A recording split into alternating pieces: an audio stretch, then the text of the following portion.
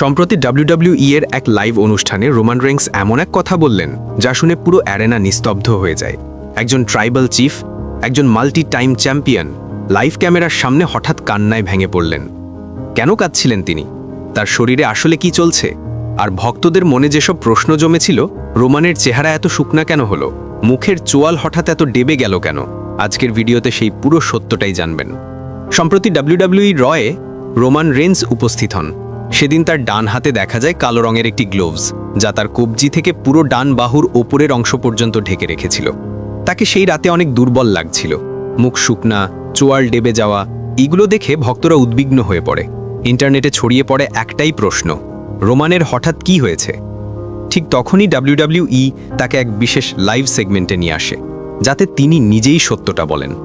লাইভে এসে রোমান প্রথমে স্বাভাবিকভাবেই কথা বলছিলেন, কিন্তু ধীরে ধীরে তার গলা ভারী হয়ে আসে। আবেগ চেপে রাখতে না পেরে তিনি লাইভ ক্যামেরার সামনে কেঁদে ফেলেন।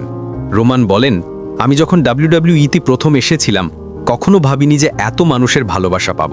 আমার শরীরে একটি মরণব্যাধি ক্যান্সার আছে, যার চিকিৎসা আমাকে নিয়মিত নিতে হয়, স্থিতিশীল রাখতে হয়। মাঝে মাঝে আমি সুস্থ থাকি, আবার কখনো অসুস্থ হয়ে পড়ি। তাই আমার চেহারায় বারবার পরিবর্তন আসে। এটা আমার দোষ নয়, এটা চিকিৎসার পার্শ্ব প্রতিক্রিয়া।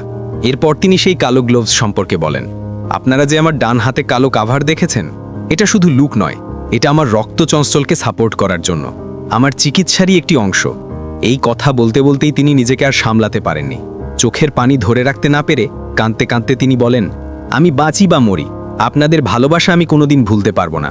আমি শেষ নিঃশ্বাস পর্যন্ত আপনাদের WWE-তে এন্টারটেইন করতে চাই।